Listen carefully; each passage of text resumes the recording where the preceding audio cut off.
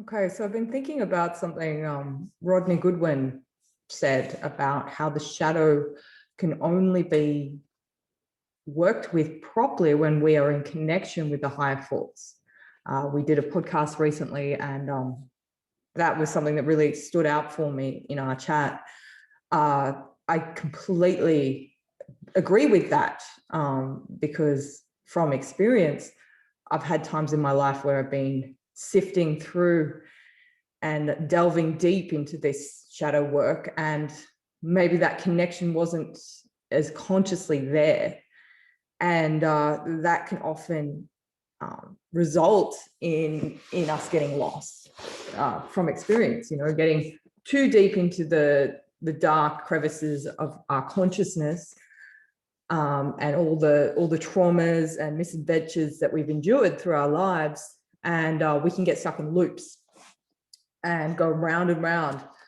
And I think some individuals can get stuck in loops for technically years.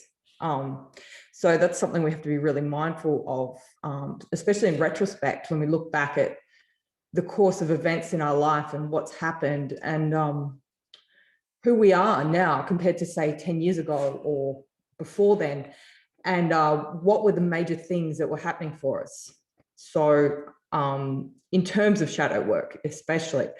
So if we're still dwelling on something that we were having issues with 10 years ago and we'd acknowledged as a shadow issue, yet it's still causing us a lot of imbalance, and it isn't being resolved, it isn't being transmuted, there's something we're missing. We're in an abyss or a loop.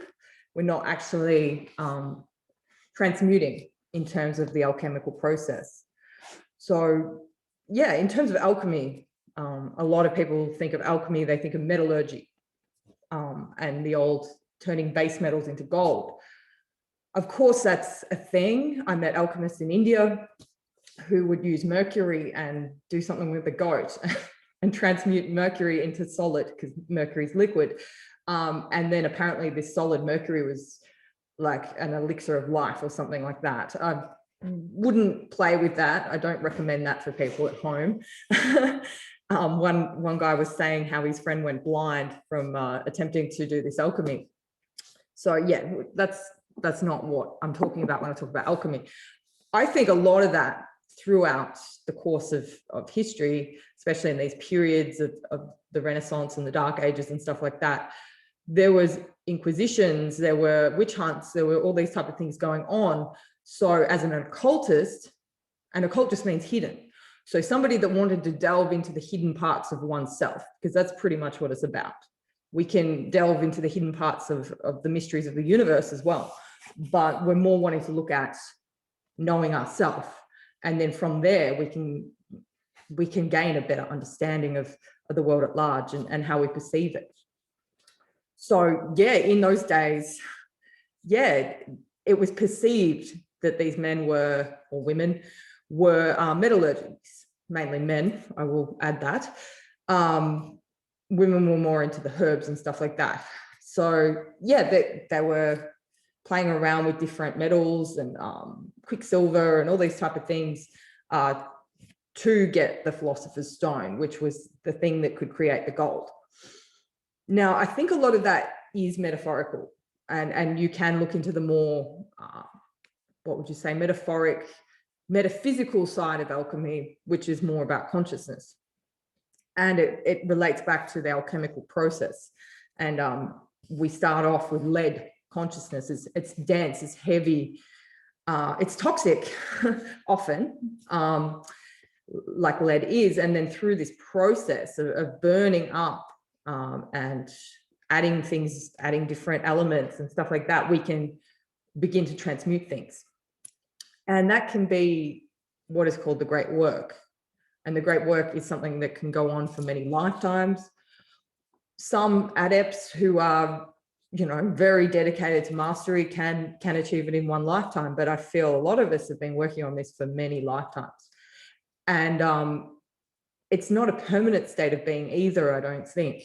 Because I feel like with alchemy of consciousness, there's been times throughout the millennia that a lot of us our souls did achieve, the gold of consciousness or the highest level of alchemy in other times, long before, all these cataclysms have happened and resets and all these things that have occurred that have made us forget about who we are and our true potential and power.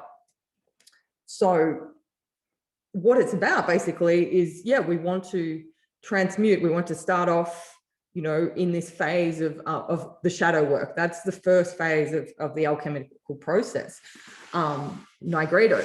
So with nigredo, the blackening, we have to confront things. We have to go deep. We have to look at things as how they are for ourselves. We have to see it for what it is, and have some kind of neutrality while we're doing that. Because if we start looking at a lot of what can be perceived as negative aspects of self, and we don't have that neutrality, we can become engrossed in it and become lost. And that's when those loops happen again. And we can get stuck in, victim, blame, shame, guilt, self-destructive, self-medicating, all these type of behaviors that I think come when we get stuck in a bit of a dark loop with these shadow aspects. So if we're going to do shadow work, I don't recommend it be done 24/7. We have to know how to step into shadow work and step out, because I see a lot of people that are saying, I'm going through shadow work, and they're there all the time. And that's so draining, especially for our nervous system. It affects our health when we're in a lower state of consciousness, when our frequency is lower, when there's anxiety and tension in the body, which of course thinking about these things can create or emphasize. It's not going to do us any good. So something I learned when I studied transpersonal art therapy, which transpersonal simply means to go beyond, to go across, to see things more for what they are. A lot of it was very Jungian based. So we went right into shadow work and stuff like that. And one of the key things that we were taught, we did an entire module on this, was ritual. Because first we went into symbols.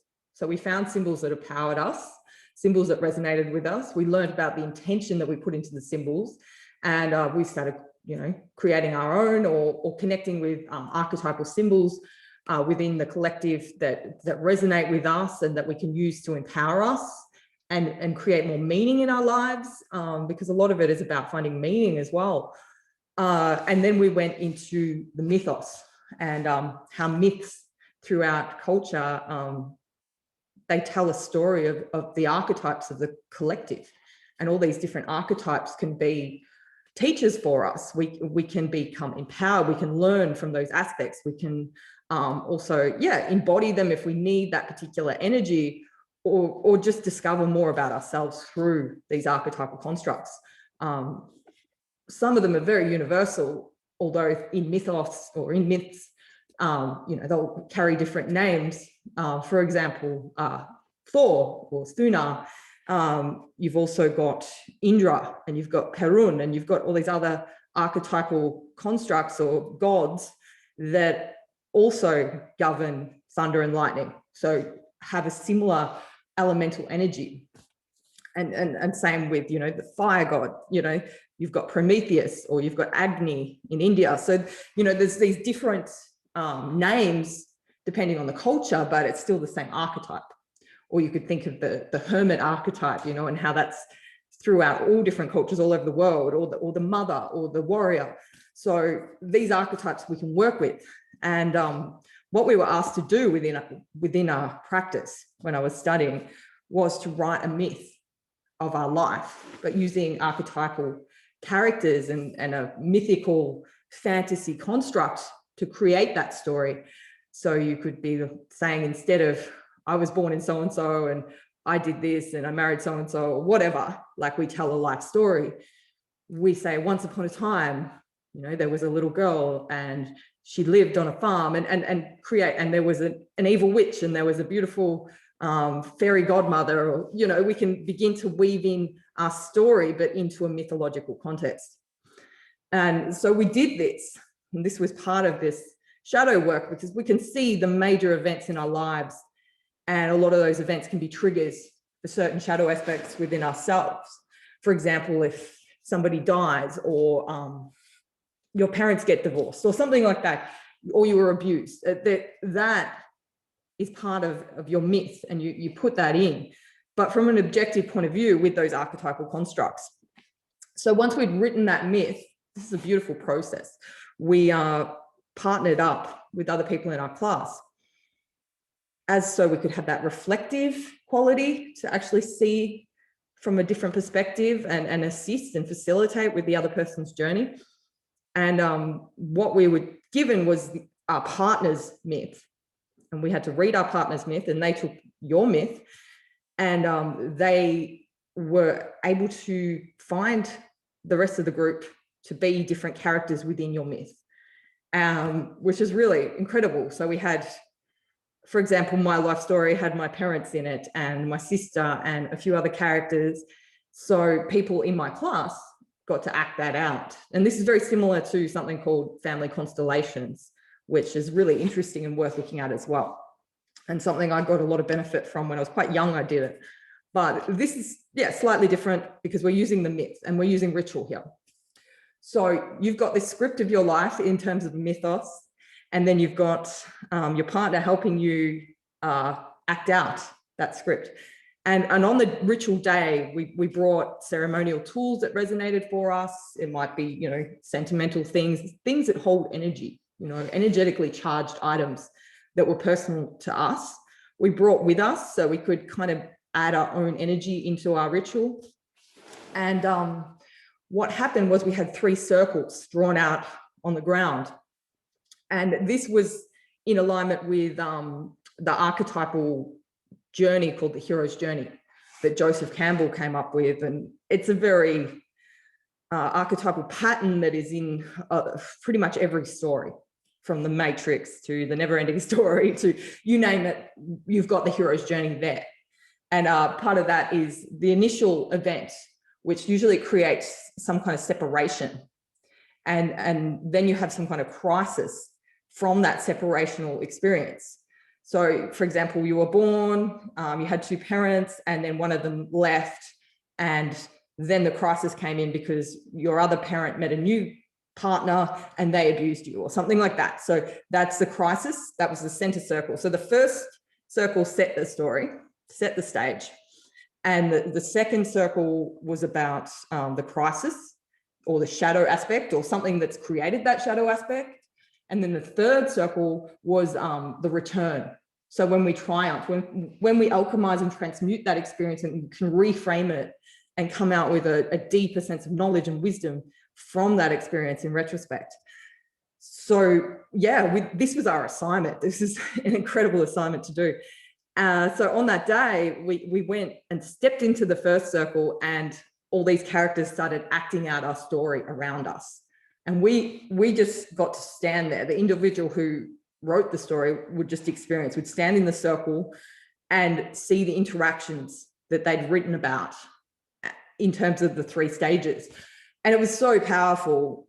A lot of the time when people got to that middle circle, people would be crying. There were people that stripped off their clothes and were running around naked and, you know, screaming. And it was a very cathartic place for people. And the space was held for them. You know, I know that's quite a cliche saying when people say holding space, and it can be used in the New Age community to kind of denote just airy-fairy bullshit. But in this term of a ritual, it was everybody was anchored in and holding this person's story, this person's mythos, and enabling them to work through it on a symbolic level.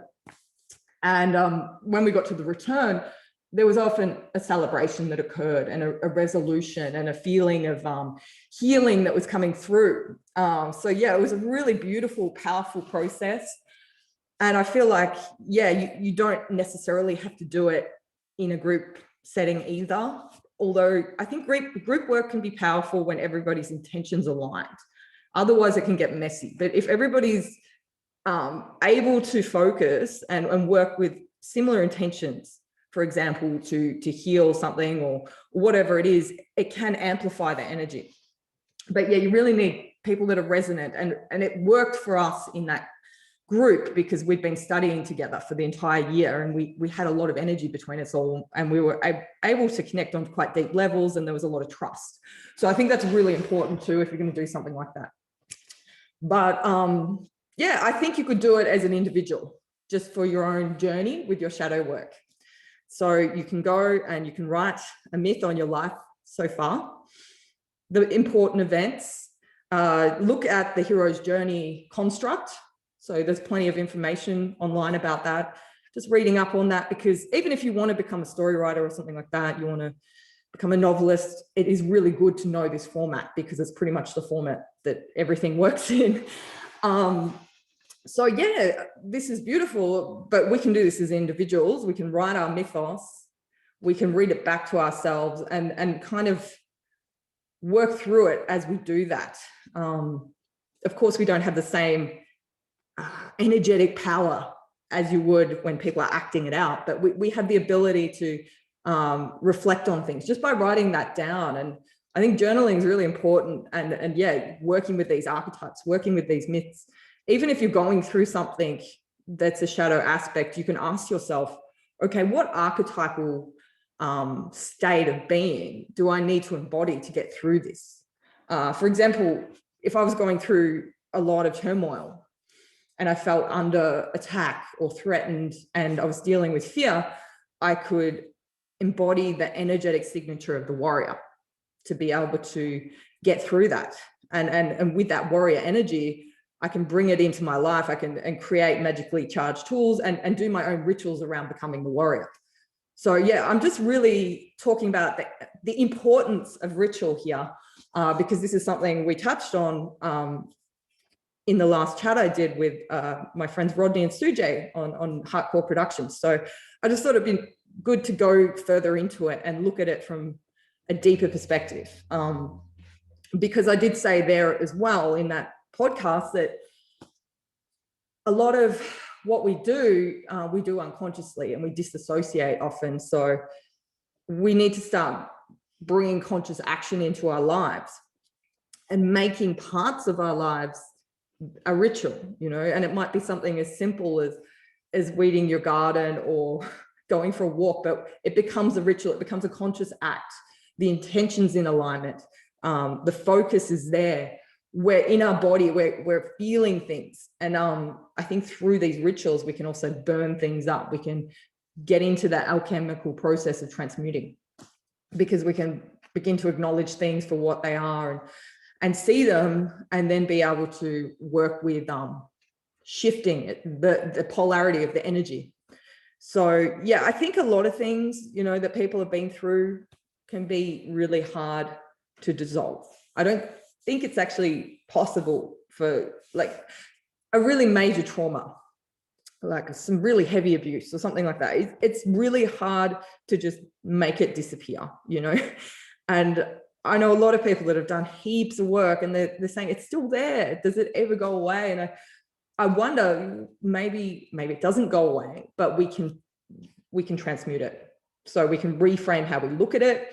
We can shift the perspective, and we can learn how to make that experience something that empowers us, something that's given us more wisdom, something that's given us more perspective, something that's given us more ability to empathize with others and assist others who have gone through similar things. So there's all these different ways we can look at things and change our view. And that's part of that alchemy. And we can also remove the stagnant energy in the physical body that we can be holding these traumas in. Because I know a lot of people, pretty much all of us, if something horrible happens to us, a traumatic event or some self-abuse or shadow work, you know, stuff like anxiety or whatever it is, it gets held in the body in a certain area. So we might hold something on our shoulders. The old saying, we carry the weight of the world on our shoulders. That's a big one for me. Or we might hold something in our heart if we've been heartbroken. We may hold something in our solar plexus if we're feeling a lot of anxiety. So there's all these different areas where we can hold that emotional energy and it becomes blocked and it becomes stagnant. So what we're wanting to do is unblock that energy. And I think that takes a bit of physical work as well. It's not just energetic, but there's an energetic, emotional and physical interplay that are there for you to be able to actually do that. So that's why I really emphasize how wonderful things like Qigong are, even yoga. Iyengar yoga is brilliant. I remember doing Iyengar yoga, and there'd be people holding asana, holding these poses for a certain amount of time, and they'd start crying because it was starting to release a blockage in a certain area. A lot of things are held in the hips, for example, a lot of really deep emotional stuff. And they were able to have ritual catharsis by releasing it. There's also something called bioenergetic catharsis. And it involves shaking and screaming and breathing and moving. So there's all these different techniques we can use. It might be going for a run. I've been using cold water therapy lately, and that's been really, really, really great. So yeah, jumping in the cold shower is amazing. Initially, it's more of a psychological struggle than anything, but that really just shows us our mindset and how we create blockages in our mind as well, and how easily fear of the cold water is there and can stop us from experiencing that, when in fact the cold water, unless it was freezing and you were in there for hours and got hypothermia, it's not going to kill you. It's not going to hurt you. It's actually going to do you good. It's actually going to reboot your immune system and get your lymphatic drainage happening and get the circulation going. So there's a lot of mind over matter stuff, transmutation, reframing that happens when we do that. You go into the cold shower. I now just don't think, I just go for it. And I really suggest doing it when you first get out of bed and you're still warm from the bed, and just go straight in there and turn it on. I've also been doing cold plunges when I get the opportunity, and jumping in the cold water, and same kind of thing. You can't think about it, you just got to do it. And there's a moment there where the fear might come up, the anxiety, the discomfort, but you can breathe through it, and you use the breath work, use, the Wim Hof style breathing, which really originates from pranayama, which is a yogic breath work. So it's, the deep full belly breath, opening the diaphragm, bringing the oxygen in. It's changing your point of focus from thinking about how scary and cold and uncomfortable the water is to, where your breath is at, and circulating that around and moving the energy. So yeah, all these type of physical things can really help shift the energy in the body and enable us to then shift the emotions, and also the spiritual things that can be connected to that. People can have energetic attachments, they can have psychic attack, they can have all these other kind of metaphysical things that can be going on too. But a lot of those things I think only happen when we are blocked. That creates an opening to these entities or negative kind of things. There's a blockage there, and they're kind of preying off that blockage. So our job is to unblock and shift and move things around, change that lead to gold, or at least get it halfway to quicksilver or whatever the other, because you've got your whitening phase, which you're healing. You do that work like what I'm talking about, moving the body, cleaning things out, doing breath work, all these type of things. Writing about your myth, all that kind of stuff. And then you can work to the reddening, which is really solidifying what you have. You've done the work. You're still not, perfect. We're never going to be fucking perfect. We've got to acknowledge. And when you've worked with one shadow thing, something else can happen, and it brings a whole new shadow thing in that you've got to deal with. So, and then you can go straight back into the blackening phase again. So we've got to become aware of this as well. That it's not just like a step-by-step process and you're going to achieve what you need to achieve. There's going to be setbacks, and there's going to be life happening in between where more and more can happen. But we can also shift how we perceive these events. So when something else happens that's quite upsetting or traumatic or difficult, we can feel it within that ritual catharsis space instead of feeling it from an unconscious disassociative space. So go into it with full consciousness of what's going on, full awareness, feeling it in your body, allowing it to come out. And that's like stepping into that circle to do that. Like I was talking about the ritual with the 3 circles, you're stepping in, and then you're able to step out at the end and come back to a space of homeostasis, basically, not just physical homeostasis, but clarity of the mind and peace within yourself, and not be plagued by something, not be anxious and worryful and unable to sleep and feeling terrible all the time, because a lot of people are in that state because something horrible's happened. And yeah, they think that's shadow work, and it's kind of not exactly shadow work. It's more like a loop, because they're not able to step out of that circle. They don't even have a circle. They're just lost in it.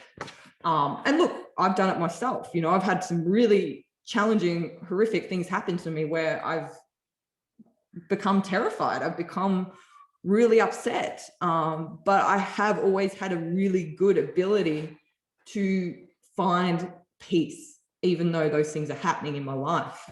I can still have those moments where I'm able to sit with myself and enjoy my life.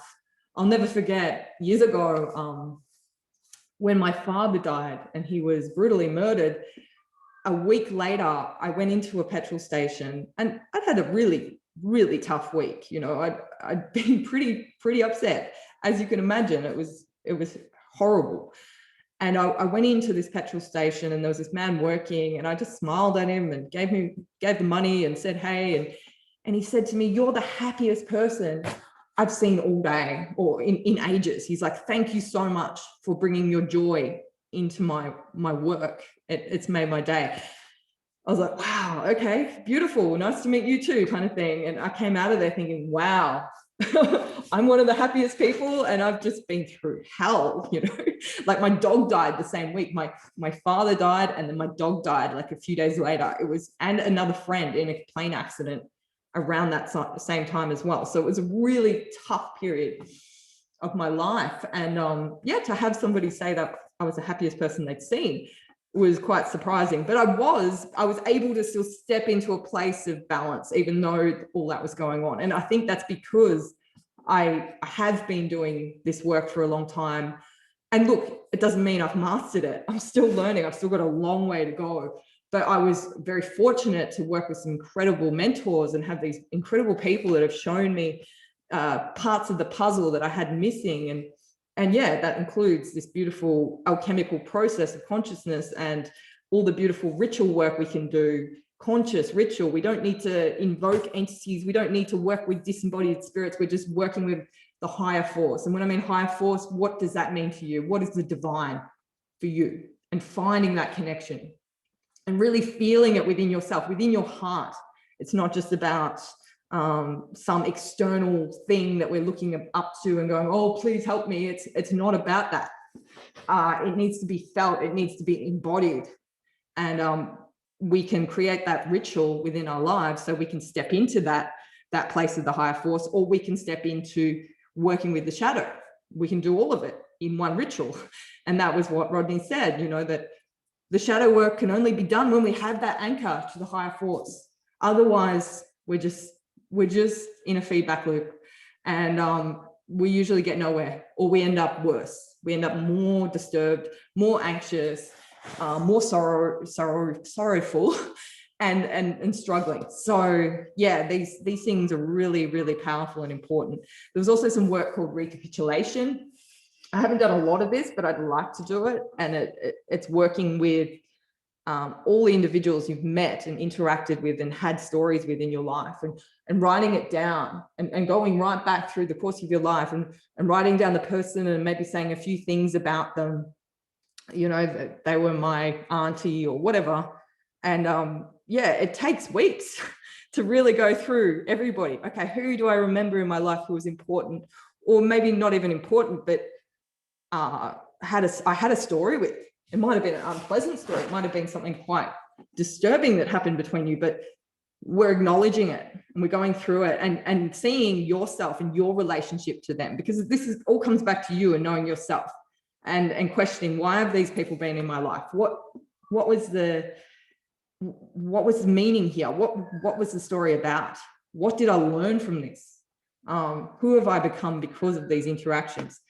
And taking accountability as well for that story and those interactions, because it's not just all about them and blaming someone else for things that happened. even though, yes, other people can be responsible for things, we all play a part in those stories, in that mythos of our lives. So yeah, the recapitulation work, you go through all that, and then you create a ritual at the end where you acknowledge and heal. You know, it might be yeah, something like that that will enable you to kind of let go of what you don't need from that relationship anymore, and respect and honor what was beautiful.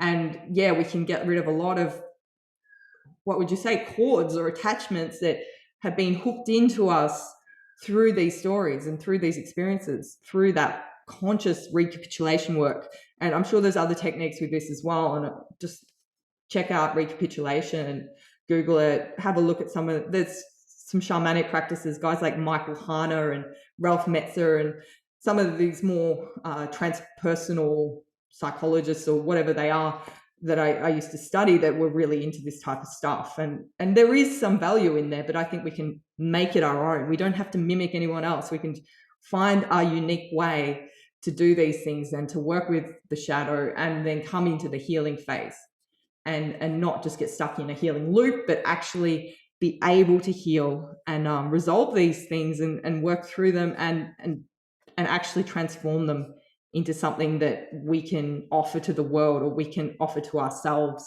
that's valuable.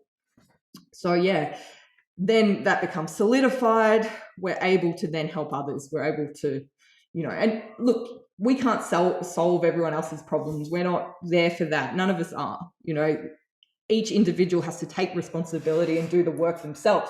But we as individuals can be facilitators. We can inspire. We can assist when we've come to a certain level of our own healing. And that doesn't mean we don't have more to heal. You know, we all have endless stuff to heal with what's happened, but let's hope it's not endless. I think we can get through it and resolve it and actually be healed. But it might feel like it's endless, you know, with if you think about lifetimes and reincarnation, and I know not everyone believes in this, but I know it to be true through the experiences I've had, what I've seen, who I've met. I know past lives are real. And as a kinesiologist, I've done past life work with people, and I've gone through and I'm muscle tested and found out incredible things about people. And when that's been discovered, there's an epiphany feeling and this wave of energy, and something shifts in the body and something shifts in the energetic space when they have that conscious awareness onto what it is. So yeah, awareness is a really big part of this, not to disassociate. We've got to really be able to focus on these things as to transmute them. And yeah, like I was saying, we've had so many lifetimes, so much has happened. We go back millions of years, you know, and all the events that have happened, galactic wars, cataclysms, you know, invader races, huge, you know, resets of history, systems of domination and control, persecution, all these different things that have happened through the timelines that your soul may have endured and experienced. We've got to kind of recapitulate all that, become aware of it, become conscious of it, reframe it, transmute it, make life the divine ritual. And that is the key, I feel. I don't have all the answers. I don't know, you know, everything about shadow work. I know not to dwell in it all the time. I know it's not something you should be doing 24/7. Make it a ritual. Set a time, set a date, or have a daily practice that can enable that transmutation, and focus on balancing the body, balancing the nervous system. This is a really big one. We've got to reset the nervous system. That's why I emphasize qigong and cold showers and stuff like that, because, you know, if we've been through a lot, especially physical trauma, like I said, it holds blockages and it also damages our nervous system. And yeah, that's really hard to reprogram, you know, when people's nervous systems can be fried out. Also taking lots of drugs, all these type of things, saturation of stress, you know, from work, or people's nervous systems have gone through a lot. So we really want to rebuild and, yeah, heal the vagus nerve, yeah, and be able to get our what is it, nervous system, autonomic nervous system, happening. Parasympathetic nervous system, sorry. We need our parasympathetic nervous system to boot in more frequently so we can heal our body and reset the nervous system. So yeah, in saying that, I hope this has some benefit to somebody out there. I made this video thinking of a friend because she asked me about this, and it came up in that last podcast. So I thought I'd just share my thoughts about that. If you have any questions, please let me know. Thank you.